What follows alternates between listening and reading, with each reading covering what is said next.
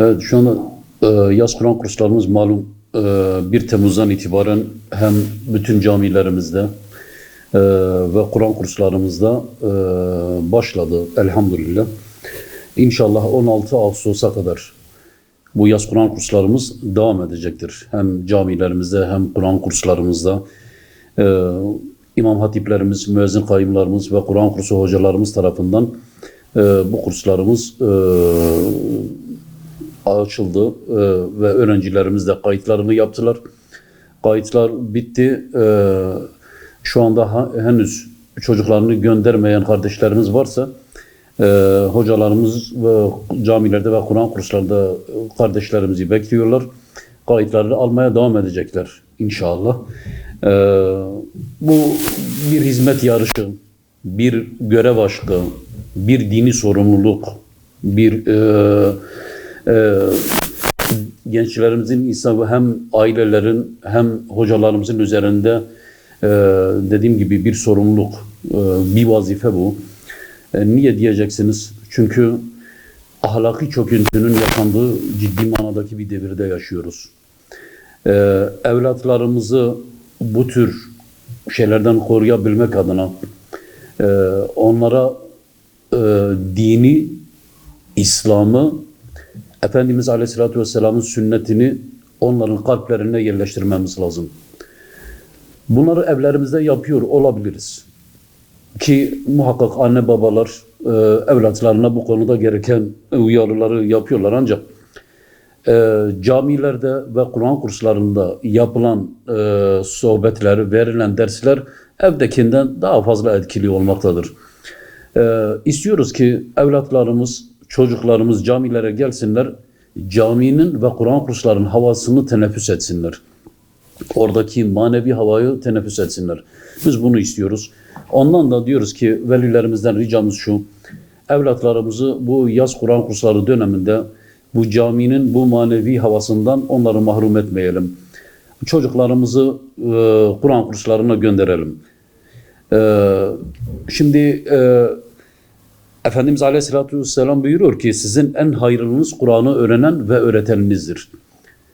Hem öğrenenler hayırlı duruma gelir, hem de öğretenler olarak bizler, hem hocalarımız, onlar bu vazifeyi en iyi şekilde şu anda yapmaktadırlar.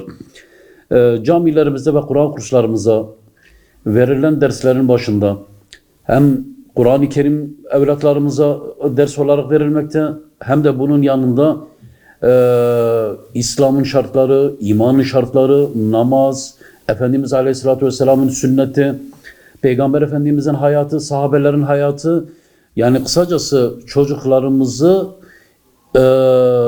kötü yollardan alıkoymak adına her türlü çaba camilerimize ve Kur'an kurslarımıza verilmektedir. Çünkü yine bir hadis-i şerifte Efendimiz Aleyhisselatü Vesselam buyuruyor ki hangi evde Kur'an okunursa orada bereket çoğalır, rızık çoğalır. Ama Kur'an okunmayan evde şeytanlar doldurur, o evden bereket gider.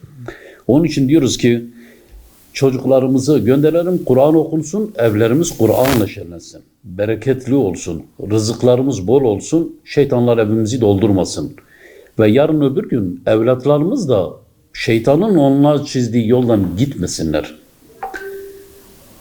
Kur'an ve sünnet ışığında hareket etsinler. Onun için o velilerden ricamız bu. Bu yaz döneminde özellikle çocuklarımızı, hele internet medyasının ve sosyal medyanın çok aşırı olduğu bir dönemde ve kirli bir sosyal medyanın olduğu bir dönemde evlatlarımızı o bataklıktan kurtarabilmek adına evlatlarımızı, çocuklarımızı yaz Kur'an kurslarına gönderelim. Camilerimizin kapısı yaz Kur'an kursları döneminde tek değil. Kur'an kurslarımızın kapısı yaz döneminde tek değil. Bütün dönemlerde açık, ama özellikle yaz döneminde ciddi manada bir söz konusu, bir talep söz konusu. O talep doğrultusunda inşallah hocalarımız hizmet vermekte. Çocuklarımızı bunlardan mahrum etmeyelim inşallah. Bir de madem ki bu fırsatı yakalamışken şunu da söyleyelim. Gerçekten bu dönemlerde ciddi manada hocalarımız büyük emek sarf etmektedirler. Hani derler ya diğer normal okullarda okuyan öğretmenlerimiz, ders veren öğretmenlerimiz gibi belirli bir tatil dönemleri, ciddi manada bir istirahatları söz konusu değil. Sizlerin aracılığıyla bu dönemde görev yapacak olan tüm imam hatiplerimizi, müezzin kayımlarımızı, Kur'an kursu hocalarımızı, fahri olarak görev yapan tüm geçici öğreticilerimizi buradan bir kere daha hizmetlerinden dolayı, çabalarından dolayı tebrik ediyorum. Başarılarının devamını diliyorum. Onlardan da bir istirhamımız şu: bu süre zarfında gerçekten çok büyük felaketler yaşadığımız bir dönemde, manevi tahribatın had safhada olduğu bir dönemde çocuklarımızı bu 1,5 aylık süre zarfında gereken önemi verelim. Onların beynini, aklını İslam'la, Kur'an'la, Efendimiz'in sünnetiyle dolduralım inşallah.